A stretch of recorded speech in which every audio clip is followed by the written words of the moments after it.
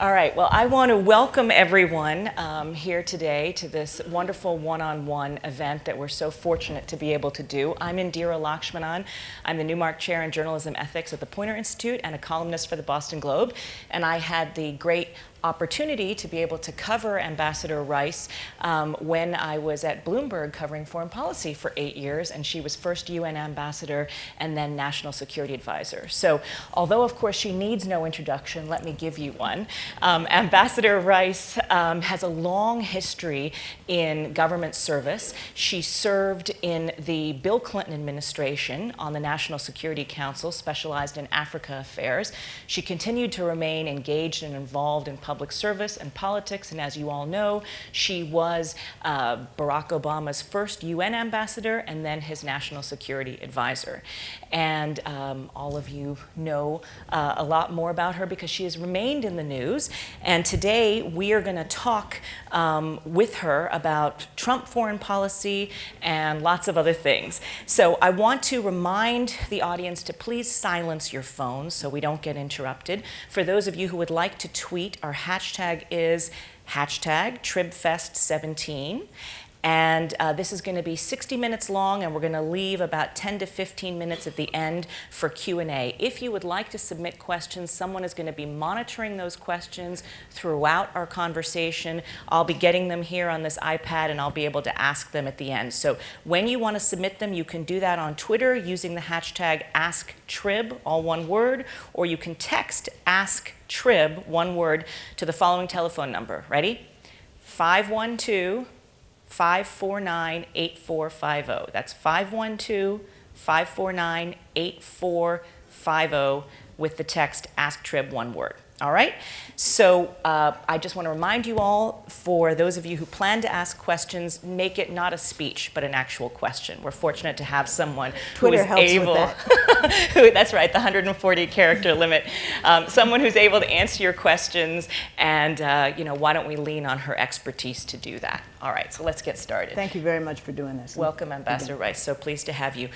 I want to start out by what is really in the news right now, which is North Korea. And just today, seismic activity was detected near the site where North Korea has previously conducted nuclear tests. The cause is still unknown, but understandably, it's making people quite nervous because it comes on the heels of the North Korean foreign minister saying a couple days ago at the UN that North Korea just might test a hydrogen bomb in the Pacific, which of course would be unprecedented for many years now if it were to ramp up to that level. So when you see reports of seismic activity, I know you no longer have the same clearance that you had at one time in the White House to know exactly what's going on. But what goes through your mind as someone who did sit in that hot seat as National Security Advisor? Well, let me answer the question more broadly about North Korea, because today's news is really too uncertain to judge. The South Koreans are saying they think it was a naturally occurring earthquake.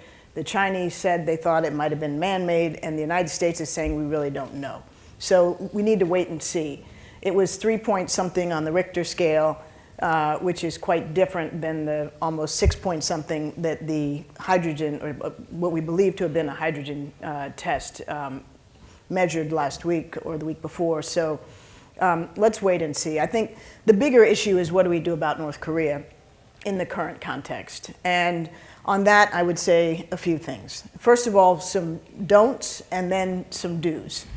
On the don'ts, I think we have contributed to an already serious and tense situation by engaging in the kind of bellicose rhetoric and threats now for many weeks, but again, most recently during the president's speech to the United Nations, that really stoop to Kim Jong-un's level, which is neither customary nor, in my opinion, befitting an American president, particularly from the podium of the United Nations, but also creates a measure of uncertainty and causes each side to box themselves in to some extent. If the rhetoric continues to escalate, there's always a risk both of miscalculation and of a rhetorical war escalating into something else. So I think the first thing we need to do is behaving in a manner more typical of the United States, which is to be the grown-up in this context rather than stooping to Kim Jong-un's level with respect to rhetoric. Secondly, we should not be taking steps or threatening steps that rattle our closest partners and allies in the region.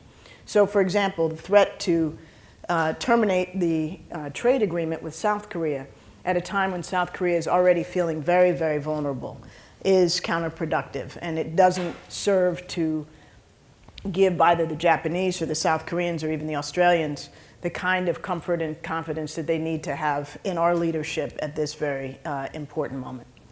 And the third thing we shouldn't do, in my judgment, is to engage in action that might euphemistically be called preventive war, to unilaterally strike North Korea in the absence of an imminent threat. There has been some talk by senior administration officials of just such a preventive war, and that's very hard to see how that works to our benefit or South Korea's. South Korea, which would be the first impacted by any war on the peninsula, has said that they insist on giving us a green light before we engage in any military action. I think it would be in our interest to heed that request. There are almost 30,000 American servicemen and women on the Korean Peninsula, plus their families. Seoul is a mere 25 miles from the border, with millions, 25 million people in harm's way. And even a conventional conflict, should it occur, would have extraordinary human costs. And then there's Japan, which remains in the crosshairs. Again, tens of thousands of American service members, highly populous country. So when we start talking about preventive war, first one has to ask, do we really have the means to take out all of North Korea's capabilities in a single set of actions? I think there's reason to be questioning that proposition. And secondly, we would need to assume that if there were to be a preventive strike, it would result in massive retaliation by the North Koreans, because if they fail to do so, the regime wouldn't survive.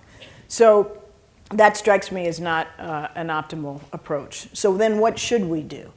I would say the following. First, we need to make very straightforward, plain, clear, unequivocal our deterrent capacity, and to reinforce to the North Koreans that there are steps they could take which would prompt us to have to respond in such a way that the regime could not survive. But we need to be clear and consistent as to what that line is. And obviously any attack or threat or actual imminent attack on the United States, our territories such as Guam, our allies such as Japan or South Korea, should result, and Kim Jong-un should know it would result, in regime-ending action from his vantage point. If North Korea were to proliferate a nuclear weapon, I think that same line would apply. Proliferate potentially to Iran is what some people are now concerned to about. Any state or non-state actor.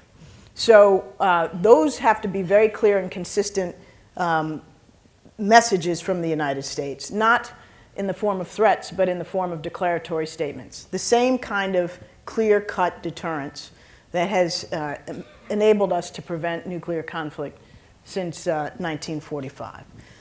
So that's vitally important. At the same time, we should be ratcheting up the pressure and the costs on North Korea. So the efforts that we've taken to increase sanctions, both at the UN and unilaterally, are important, and we should continue. We should leave the door open to diplomacy. I don't have great expectations that that will yield much in the near term, but we never should close the door. We should reinforce our allies, both practically and morally. That means strengthening their missile and other defenses. It means strengthening our own missile defenses. But providing reassurance to the allies is critically important at this time. And finally, I'd say we ought to be trying to engage in the sort of dialogue with China, as well as with South Korea and Japan, about contingencies on the Korean Peninsula, where our interests align and where they diverge, and where we might work together more effectively beyond implementing sanctions together to try to envision a new future on the Korean Peninsula. So those are the kinds of rational, pragmatic steps I think we should take. And I think we need to tone down the rhetoric and the threats of preventive war, which have the risk, in my judgment, of escalating the situation to a place that we may not foresee.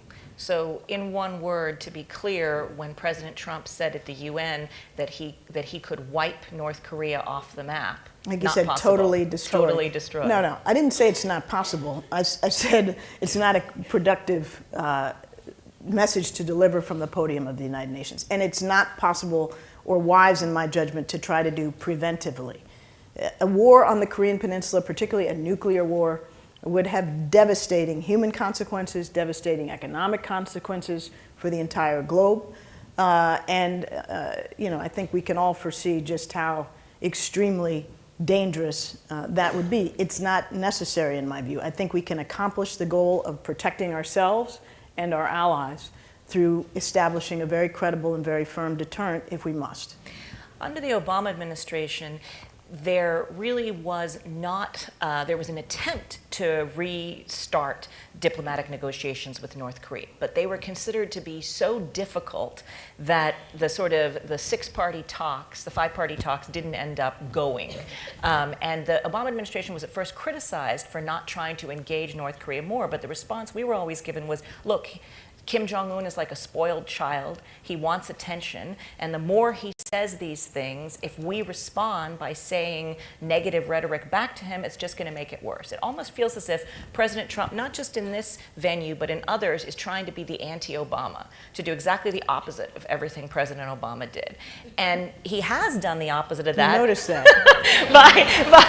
by getting up there on the world stage at the UN and actually calling Kim Jong-un Rocket Man. So going a step further, sort of lowering to that level of discourse, and then we get back in return from Kim Jong-un that our president is a dotard. So, which expanded all of our vocabulary. Yes, we all had to look it up. I admit I had to look it up and look up how to pronounce it. Where does that take us? It's the opposite, where under the Obama administration, you guys were almost ignoring his rhetoric and thinking it'll go away. Under the Trump administration, it's like, no, we can't ignore it. In fact, we have to ramp it up and, threaten him more. Well, let's talk about the rhetoric, but also let's talk about action. Because during the Obama administration, apart from what we said or did rhetorically, we were working with our partners and allies to step up the pressure on North Korea. I myself, when I was UN ambassador, negotiated several rounds of sanctions with the Chinese and others on North Korea, continuing to ratchet up the pressure. I give Nikki Haley, Ambassador Haley at the UN, credit for continuing that effort with ongoing success. Sanctions obviously have not proved to be sufficient. They have constrained the resources that are available to the North Koreans. They have probably limited the potential for proliferation, but they haven't forced Kim Jong-un to give up his nuclear weapons. We also, in the Obama administration, did engage in various efforts to test the prospects of diplomacy. And at some stages, including, I don't know if you remember the Leap Day agreement with North Korea, there was some prospect of progress. And as has been the case both in the Obama administration, the Bush administration, and the Clinton administration before it, these agreements get made and then they get broken by North Korea. So, one needs to, as I said, keep diplomacy on the table, keep that option open, but not have great illusions about how productive it's likely to be. Having said that, I do think there is wisdom in not escalating the rhetoric. Kim Jong-un, even more so than his father and grandfather, is not, in my judgment, suicidal. He does not want to see his regime or his rule collapse, so there's a degree of rational calculation embedded in that. But he is certainly an egomaniac and very sensitive to criticism. And it's hard to see how poking that hornet's nest from the podium of the United Nations or even on Twitter adds to stability or our ability to manage the situation. So in that vein, I say it's not wise, not helpful. And frankly, I think it demeans and degrades the United States, our leadership, and most importantly, the credibility of our deterrent. What worried me was I watched that video of Kim Jong-un responding to President Trump's speech, and he was sitting there. It was a very stage-managed image of him in front of what looked like the collected works of the Hardy Boys. All these green books behind him. For anyone who saw that picture, it was kind of strange. And he's sitting there looking very serious, seemingly trying to send the message, I'm a man of book learning. I'm a serious guy, and I'm resolute. And then the message about the dotard. And so my question is, and one of our audience members asked this, Clay Parham asks, is North Korea a rational actor? You sort of referred to this a little bit. Well, I do believe that to the extent that Kim Jong-un has one overarching goal, which is to remain in power and to preserve the stability of the Kim regime, he will not, unprovoked, take regime-ending action. The risk is that he miscalculates, that he misinterprets our rhetoric or our actions and concludes prematurely that he is in a life or regime-threatening event. And in that context, I think there's a risk that he could take a step that we would determine poses a direct threat to the United States or our allies, and thus precipitate a series of miscalculations that could end up in a very unfortunate situation. I think that is a risk, but I don't think, and that's why I think it's so important that we escalate the rhetoric and de-escalate the rhetoric, that we have very clear lines in our deterrent and declaratory policy, so that we don't create the kind of ambiguity that could be unfortunately misconstrued. So I don't think he is crazy in the sense that he would take steps unprovoked that he would know would result in either his loss of power or the end of the regime. I've seen some credible analysts saying that this is the highest they have seen tensions, or the closest we are to some sort of a nuclear conflict since the Cuban Missile Crisis. Do you agree with that assessment? And one of our audience members, Connor Joyce, asks, do you think a nuclear conflict with North Korea is possible? First of all, I don't think comparisons to the Cuban Missile Crisis are productive, particularly when they come from White House spokespersons, which was the case back in August. The Cuban Missile Crisis was something quite different. The missiles were present; they were ready to be dispatched, and it was, for those of you old enough to recall, a very, very different kind of moment. So I think these comparisons are unhelpful, and I think they give people the kind of degree of anxiety that is not warranted. I would never say a conflict of this sort is not possible. I don't think it's likely. And I worry that we play the role, the United States play the role of the grown-up, so that we take steps on our side not to fuel a potential escalatory cycle that we do not intend. And that's why I do think the rhetoric matters. I do think our posture matters.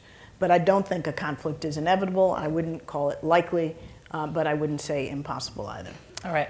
Very briefly, Donald Trump has spoken again and again about how he needs to get China on board to solve the North Korea problem for us.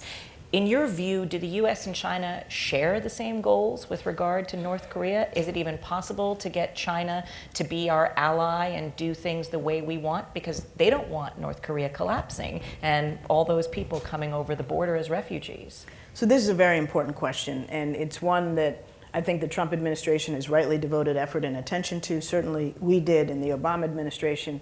But we need to understand that while China and the United States share the goal of a denuclearized Korean peninsula, and they are not comfortable with Kim Jong-un and the Kim regime possessing nuclear weapons on their border, what they are prepared to do about it differs rather substantially from what we are prepared to do about it and what we would wish they were prepared to do about it. And there are credible, rational reasons for that divergence. The Chinese fear, above all, a collapse of North Korea, and as you said, people spilling across their border, and a failed state with loose nukes threatening China's mainland.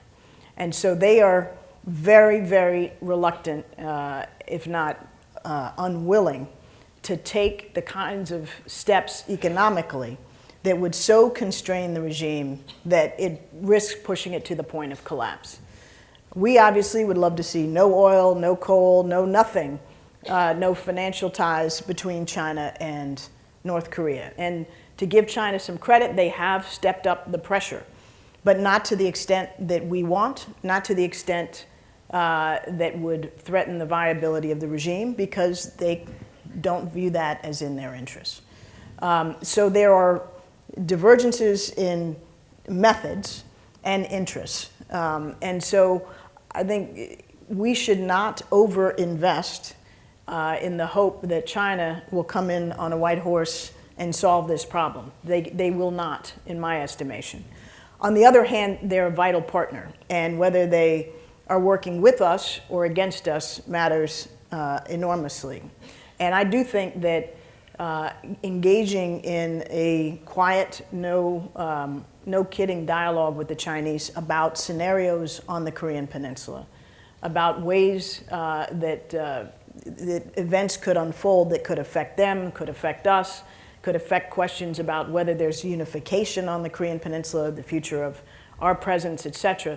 That kind of dialogue in a quiet way is beneficial, along with the Japanese and the South Koreans, who obviously have a critical stake in any outcome. So China is important. We need to work with China to the extent we can, but we should not expect China to do things that they judge to be antithetical to their interests, even if we think that would be helpful. And finally, I'd say there's a real question in the minds of our experts in government, our analysts, and in fact in my own mind, as to whether even if China were to do everything we ask for and everything we hope for, even if it runs contrary to their interests, would it be sufficient to persuade Kim Jong-un to give up his nuclear weapons? The nuclear weapons for Kim Jong-un are critical to regime survival. He has concluded that their maintenance is existential for the North Korean regime. And I personally question whether any degree of external pressure would cause him to give up his nukes. I think he'd rather engage in conflict and risk the regime in that respect than give up his nukes preemptively. So that does limit both the prospects for diplomacy and the viability of relying overly on China's actions. All right, let's broaden the lens a bit to President Trump's first speech at the UN General Assembly. Now, you have over 8 years in the Obama administration, not to mention before that when you served in Bill Clinton's administration, heard hundreds of these speeches from leaders around the world. Yeah, well, maybe you weren't there for the Nambia president's speech. I was not. I don't know anybody who was there for Nambia. Yes, I know, but President Trump spoke about Nambia, so there might be some other countries we're not aware of, new members. So I want to know how you rate President Trump's first UNGA speech. Well, let me back up a second. Beyond the North Korea lines. Yeah. Before I get to the speech, a lot of preparation and effort goes into the whole UNGA visit of a president.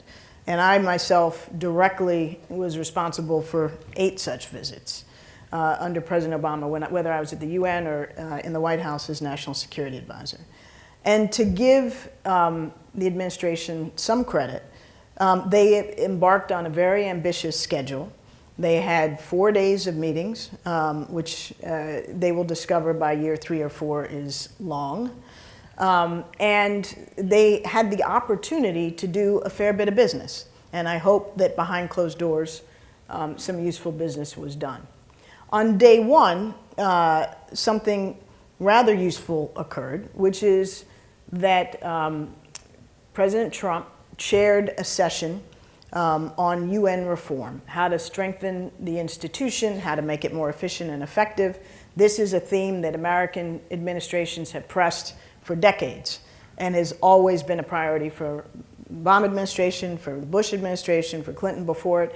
And it was useful to see Trump take up that mantle, not in a belligerent and hostile way, which one might have anticipated he would, but actually in a rather constructive vein, where he acknowledged that the UN has potential, that it can be improved, that we ought to be encouraging it to improve.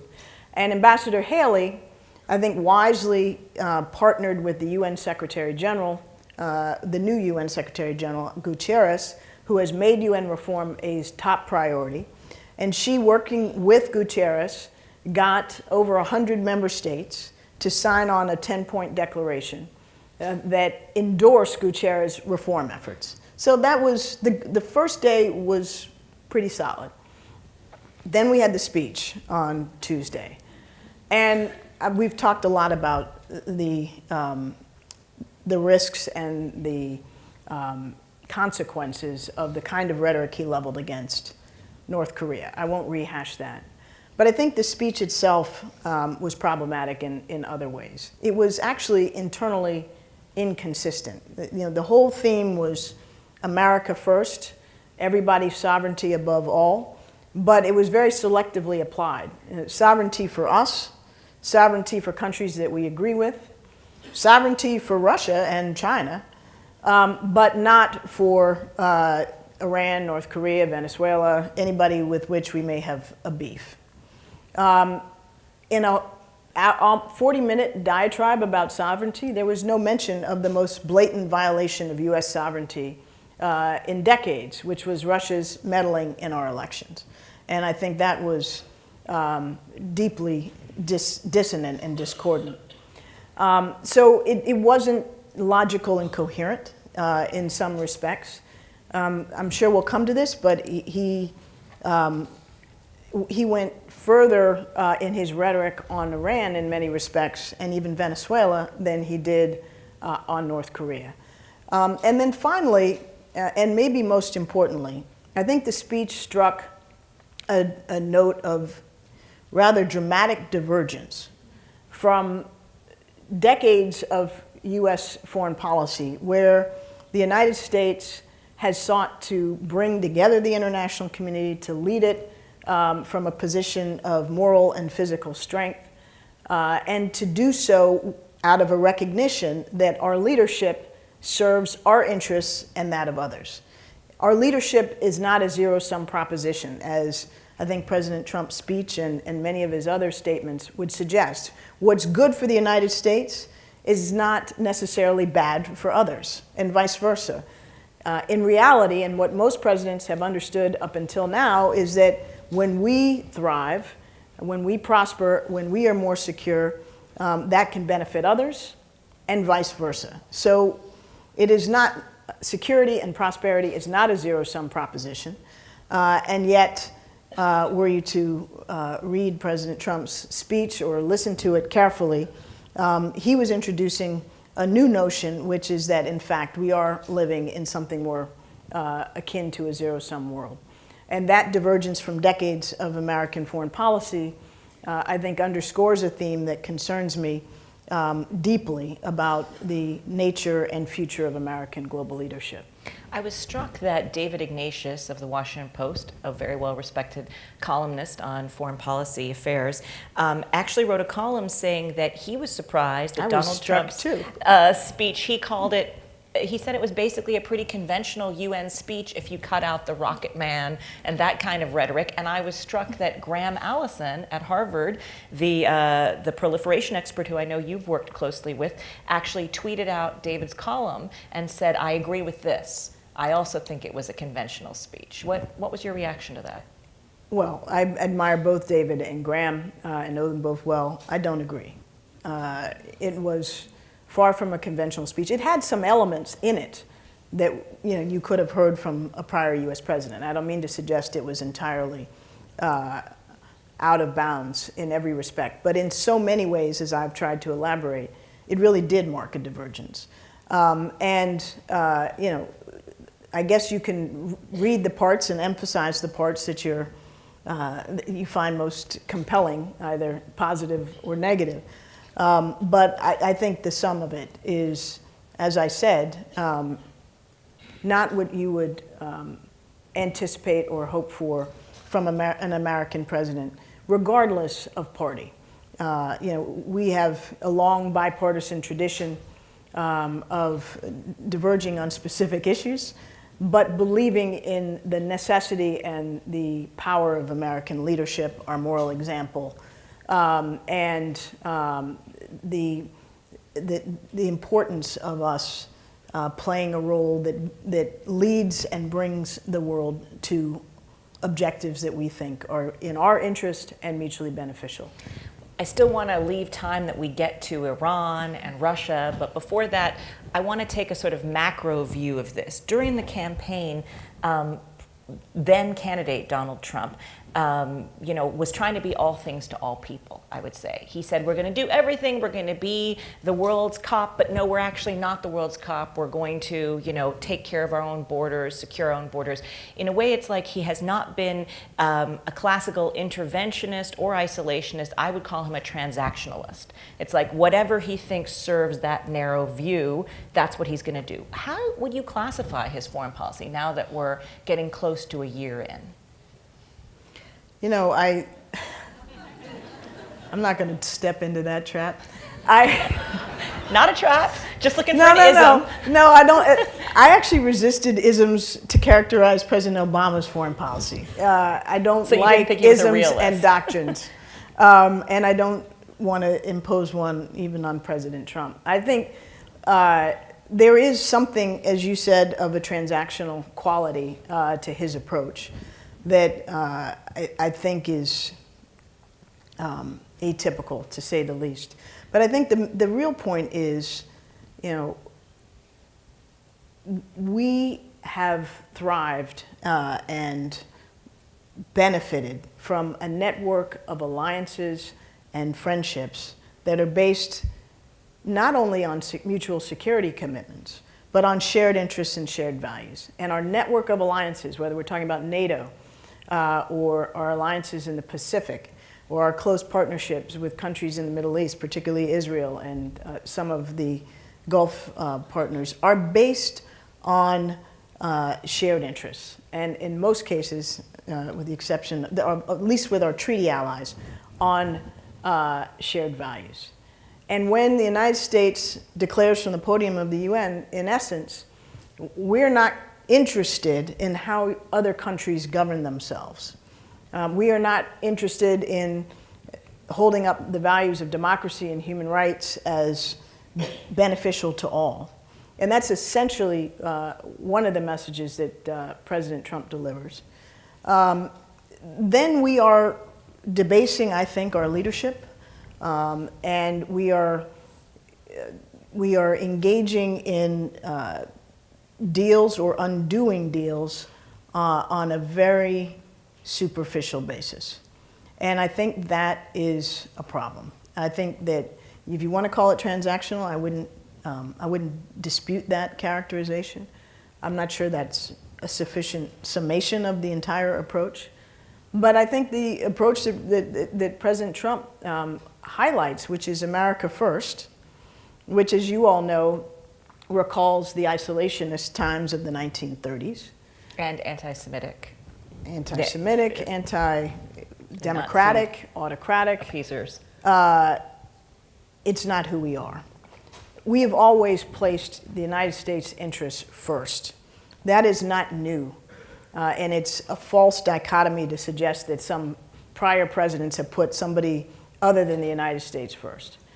What is different is that prior presidents understood, as I said earlier, that American leadership and American interests are advanced when others do well, when others prosper, when others are secure, and vice versa. It is not a zero-sum world we live in. And when it is reduced to that, we end up in the backward situation of threatening our allies like Germany and Korea with a trade war, or Canada, or Mexico, when in fact we have benefited from a system of free trade and fair trade that we built in the post-war era. So one thing that is consistent, whether you call it transactionalist or not, Donald Trump certainly views himself as a deal maker, as an expert art of the deal guy. And he has argued that he can get a better deal than anybody else. And in being the anti-Obamaist, let's call him that, he pulled out of the Paris Accord, and he now looks like potentially he might be doing something on the Iran deal. And Trans-Pacific Partnership. And the TPP, you're absolutely right, that never quite made it because of him stopping it. Now, the Iran deal, I covered 2.5 years of those talks, starting in Kazakhstan before they finally ended up in Vienna. I know how incredibly hard it was to get that deal, to get the P5+. You know it much better than anyone else in this room, how hard it was to get it and the negotiations that were involved. So President Trump said this week that he's made a decision on the Iran deal, which he's called the worst deal in the most rubbish deal in history, but he's not going to tell us yet. And Prime Minister Theresa May of the UK, asked him what decision he had made, and he refused to tell her. And she's, of course, one of the partners in the P5+1. So that's so much for the special relationship. So where are we going with this? If he pulls out of the Iran deal, I mean, does he have any chance of getting a better deal, or does this all collapse and Iran goes nuclear? If the United States decides unilaterally to pull out of the Iran deal, in the absence of any evidence that Iran is violating its commitments under the deal, and there is none, according to the IAEA, all of our partners, even according to the U.S. intelligence community, Iran is fully complying with its obligations under the deal. So if we were to walk away under some pretext, and there are many that have been mooted, the result would be as follows. The United States would be isolated, not Iran. Iran would have been viewed by the entire world as having upheld its obligations. We would have walked away. Our allies in Europe, the Brits, the French, the Germans, the EU, which are all signatories to this deal, not to mention the Russians and the Chinese, who are also signatories to the deal, would view us as the villain and the outlier. And therefore, we would have no chance of reconstituting the very intense sanctions regime that we worked for years to build at great cost to them, all of whom have more robust trading relationships with Iran than we ever did.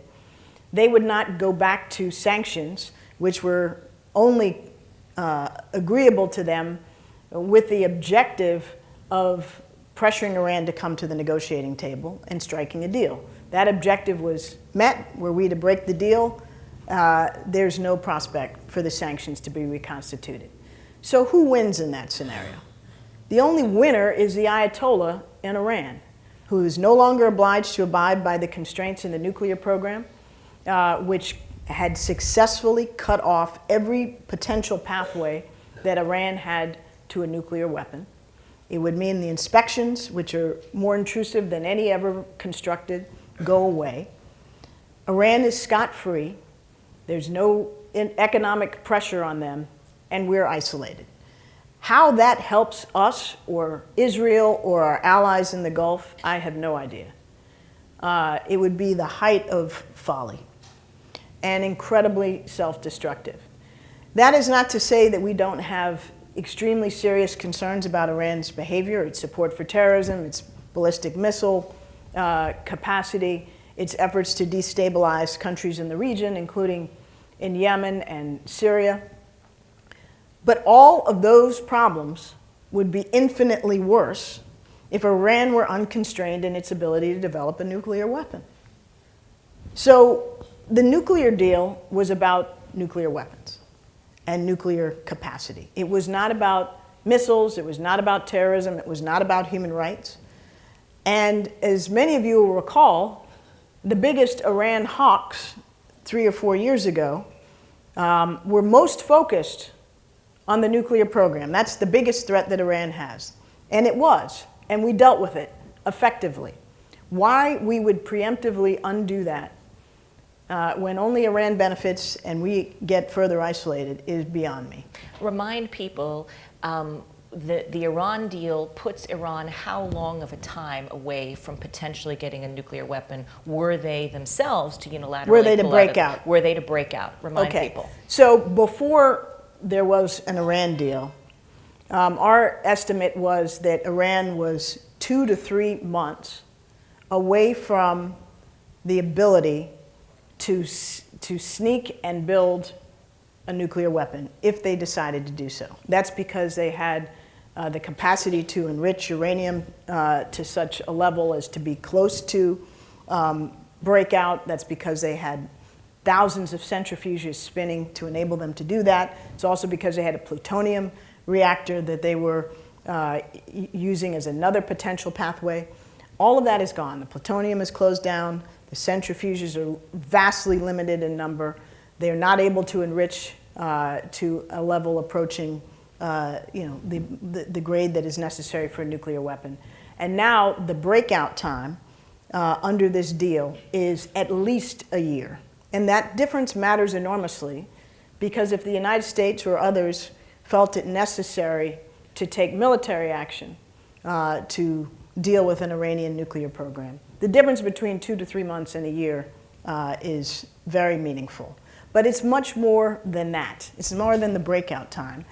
Iran in this deal has committed never to build a nuclear weapon. There are very serious binding constraints on its ability to enrich and the quantities with which it can enrich and the grade to which it can enrich for a decade and 15 years and some instances more. So this deal is strong, it is working, it serves our interests, it makes no sense to cast it aside. All right, tick-tock, we shall see. We don't yet know what his answer is, and neither does Theresa May. But if he pulls out, just very briefly, our allies are not going to pull out with him. So then what? Well, that's a good question. I mean, I think the Iranians began to answer that question this week when they said very plainly, if the United States walks out of the deal is dead. It's not a deal they're going to maintain with the Europeans and the Russians and the Chinese. And they basically also said, we will feel entirely unconstrained to do whatever it is we want to do. So that just reinforces the illogic of a threatened withdrawal.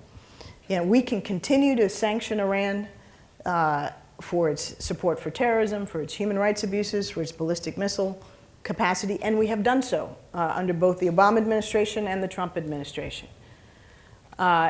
People think that somehow Iran achieved some extraordinary windfall in this deal.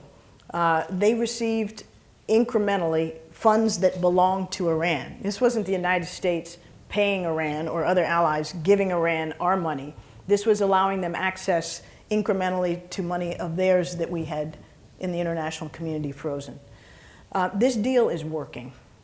And for those who want to jettison it, I think it's worth asking, and I ask myself this question quite honestly, was the real worry of those who are most hostile to Iran the risk that they could obtain a nuclear weapon, or was it something else? Because we've solved the nuclear weapon program for the foreseeable future.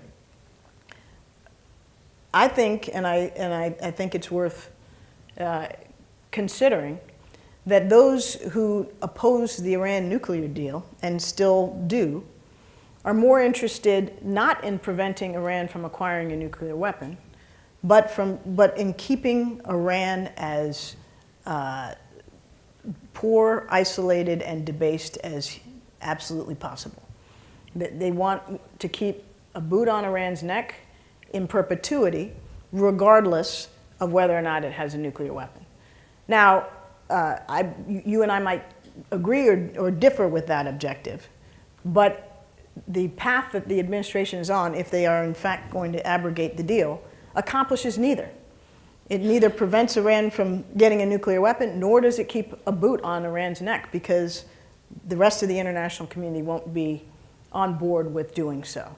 So this is just not an approach that it serves our interests, it serves Israel's interests, or that serves the interests of the countries in the Gulf region. All right, quick Russia question before we go to more audience questions. You know, you mentioned that in the president's UN speech, he emphasized sovereignty, but never mentioned this huge breach of our own sovereignty, Russian interference in the 2016 election, which has been established and confirmed by US intelligence agencies. Every US president in the recent past has tried to reset relations with Russia. We all remember when Hillary Clinton made that trip to Russia and had the button that said reset. Unfortunately, it was spelled wrong, but we all know that everyone has tried to reset relations with Russia. What does President Trump have that he thinks is different, that he can reset relations, or why is he criticizing everyone in the world except Vladimir Putin? If I knew the answer to that, I'd be talking to Bob Mueller, and you know, we could get this all sorted. I don't know.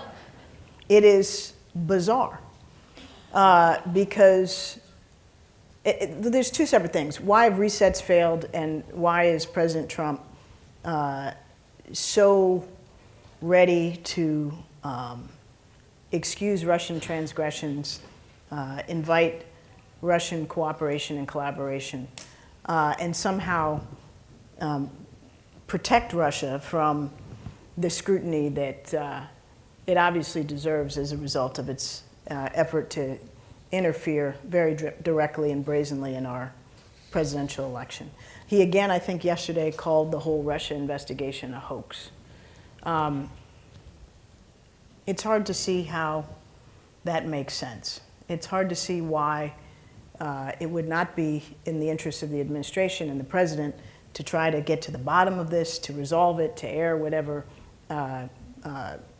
issues the entire episode raises, and to work to protect the integrity of our electoral infrastructure and our democratic process. So I don't know what is motivating that. What I do know is that resets, so to speak, have failed primarily for one reason, and that reason is Vladimir Putin. If you think about it, you know, when the Obama administration came in, we had Medvedev as Russian president, and we actually made progress on a number of things in those early years, from WTO accession for Russia to the New START agreement to the Iran deal. I was in New York in the Security Council at the time, and I can tell you that the breadth of our ability to cooperate with Russia was pretty substantial at that window. And then Putin came back, and there was no prospect for a START 2. There was great divergence over Syria and Libya, and then there was, you know, a ratcheting up of tensions. And of course, the invasion of Ukraine and the annexation of Crimea really threw everything into a much more difficult and negative place. So, you know, I think that the United States has an interest in being able to cooperate with Russia where we can, where it serves our interests, and is consistent with Russia's interests. There are fewer and fewer areas now, unfortunately, where that's possible. But we were able to work with them on the Iran deal quite constructively because in that instance, our interests converged. So there may be some, and where those are possible, we should do so.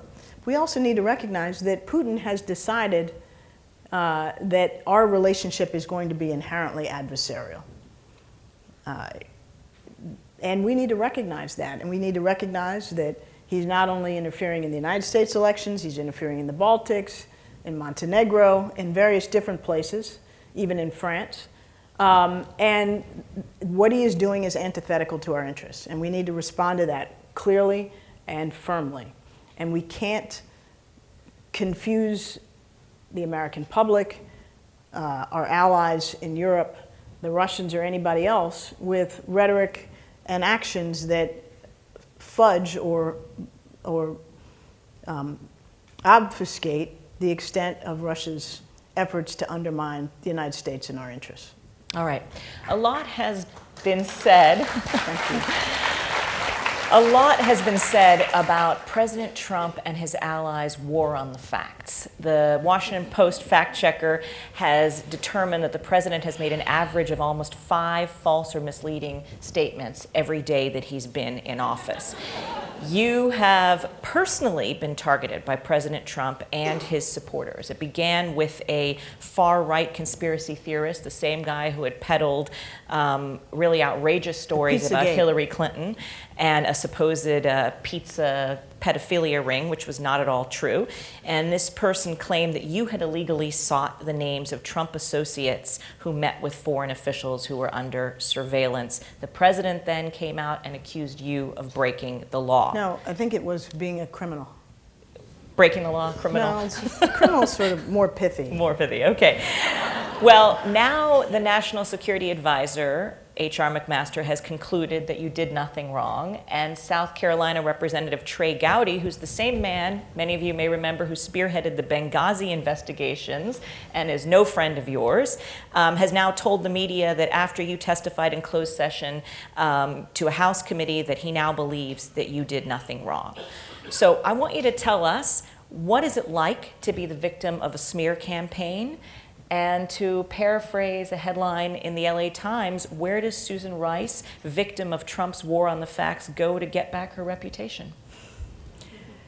Well, as I've said, and as is now been widely acknowledged, I did nothing wrong.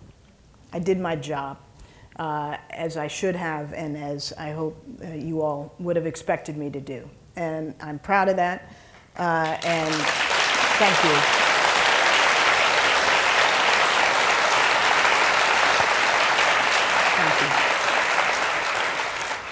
So I did nothing wrong, and I'm not a victim. I think it's really important to be clear about that. People are saying and doing things that may serve their political interests. I'm going to go on being who I am and doing the best that I can do. I've got a lot more that I hope to be able to contribute outside of government. I've got 2 wonderful kids and a wonderful husband who sacrificed for 8 years while I was living in another city or working so hard that they saw very little of me. I am going to invest my time and effort in them and those issues and people that I can positively affect. And if President Trump or anybody else wants, for their own purposes, to distract and deflect by invoking my name, that's their choice. It's not going to stop me from doing what I want to do. Well, I'm impressed that you would say you don't consider yourself a victim. That is impressive, because I think I would feel pretty bad if some of the things that have been said about you were said about me. It's not that one doesn't sometimes feel bad or resent it or, feel that it's painful or unfair. But being a victim is something else. And I think, that's something you allow yourself to be. And it's not something that I have ever wanted to be or intend to be. So what's your larger critique of this war on the facts and the rise of hyper-partisan outlets that have allowed, that have peddled false theories? I mean, I Googled your name this morning just before coming in. I try not to do that. Yeah, don't. I recommend not. The top article was from a hyper-partisan site that referred to you and former UN Ambassador Samantha Power as the, quote, gruesome twosome of unmasking. By the way, Fox News is now running, supers under pictures that say Ambassador Susan Power. They've now conflated us. Wow. As one person, it's her picture, but it's Ambassador Susan Power. So I don't know. I love Samantha, but we don't look alike. It's the red hair. All right, so that was the first article that came up. Sorry to go on. I just had to... The third article that came up was a report that was trying to debunk the latest really horrible conspiracies out there, saying that your housekeeper was found dead after talking to the FBI. Oh, you haven't even seen this one yet. It sounds like. She was good yesterday. Well, thank goodness. So someone is debunking it, saying she's still alive, but there is a whole strand of articles out there claiming that your housekeeper was found dead in a lake or in the river because seriously, look it up. I'm sorry. I just found out today. Man. So, but someone's already debunking it. So what about this? We have a First Amendment, freedom of the speech, freedom of the press, but there's a lot of stuff out there that is just false. How, you've been a government official. What should we do about that? Anything? Well, I think there's a much larger issue that goes beyond fake news that I'm deeply concerned about. And if you'll allow me to rant a little bit. I'm deeply, deeply concerned about the integrity of our democracy. When we have such a polarized political environment, and that polarization is being fueled by an inability to even agree on the facts. So whether you want to call it fake news or opinion, we are no longer debating issues on the merits, on the basis of a common fact base. We are talking past each other, and we are believing very, very different things. And that's hugely challenging, and I think hugely detrimental to the viability of our democracy. I'm really worried about what's happening on college campuses. I am a profound believer in free speech and debate and hearing and airing of divergent opinions, even if they are ones that one might find offensive. And thank you. I've got a college kid now who actually doesn't agree with me on a lot of things. And I'm proud of his independent thinking, even as we might debate certain issues.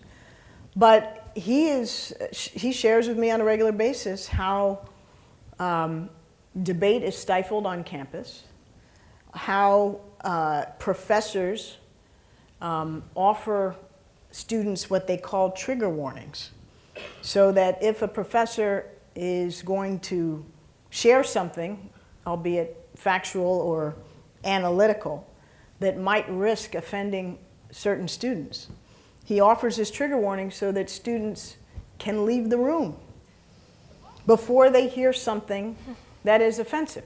And this is happening all across college campuses. Brookings just did a study that was picked up on the Wall Street Journal editorial page, which I'm not accustomed to agreeing with. But I agreed with this piece because it highlighted just how poorly educated college students are about the First Amendment. They don't know that hate speech is protected speech. They don't know that it is okay and indeed necessary for people to be able to say what they think without it being constrained by whether it offends. So I think we've got a societal, systemic problem that we need to correct at all levels. We need to teach our kids how to think critically. We need to teach them how to analyze information and be able to assess whether it is true or false, and not just consume that which they're comfortable with, that comes to them from sources that they prefer. We need to bring back debate and painful discourse on college campuses so that people go to college to learn something that they may not already know or to challenge their assumptions. And we need our political leaders to be able to talk to each other with civility and respect. The last thing I'd say, thank you, is if we don't get our act together in Washington and start to engage one another on a bipartisan or nonpartisan basis on the issues we care most about, then not only are we going to be fueling the atrophy of our democracy, but we are making it extremely easy for our adversaries, like Russia, to accelerate the degeneration of our democracy. Russia could not have succeeded in It's fake news, it's use of social media, it's active measures, as we called them. If it weren't for the polarization and the propagation of information in streams that we choose to consume rather than in a common vein, and we are handing our democracy on a silver platter to our adversaries if we don't get this resolved, and if we don't come together as one country of two parties with the same interests and the same objectives, and if we don't start teaching our kids how to tolerate dissent. Well, we're going to have to wrap it up, but I want to ask one audience question here, which I'm curious to hear your answer. Aldila Lobo asks, what role should the public play in shaping foreign policy under this administration? That's a really important question. And I believe the public can play an important role. We're at a moment, as I've written, where our leadership in the world is being undermined, I think, largely by our own actions. And citizens have a role to play by conveying domestically and internationally as individual ambassadors through exchange programs, through travel, through tourism and civil society engagement, that we are still who we all believe we are. We are a nation of principles, of values, of respect for human rights and democracy, that we embrace our leadership because it serves our interests and that of others, and that we're not walking off the stage in perpetuity, that what we are experiencing now is not the new normal, it's an aberration. And so American citizens have to be messengers of those values and those interests.